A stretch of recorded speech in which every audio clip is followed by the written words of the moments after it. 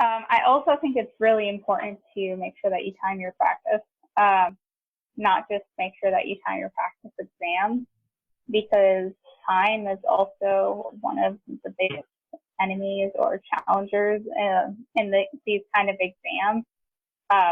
The LSAT, the GRE, they're both a little over 3 hours, I believe. I don't know the exact timing. Yeah, around 3 hours. Break.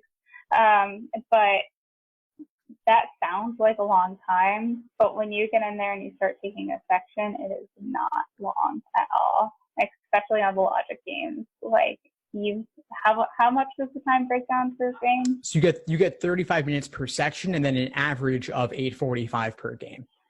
Yeah. So it's not a long time, especially with the more complicated ones. The more quickly you can answer a question with logic games, the better. So a tool that I use is a watch or a timer, but I like the watch because it doesn't make a noise. It'll just vibrate on my wrist, so I can go over if I happen to take a little longer and it's not too obnoxious. But I'll set the timer for however long I need on a question. And then I'll answer the question, and then it actually trains me to only spend that amount of time on a question. And then that way, when I do a full length practice, I kind of have that trained or innate behavior to spend that amount of time on a question. And I get faster and faster and faster on each section, rather than kind of just melting away the clock and being like, oh, wow, I have 5 questions left and 1 minute.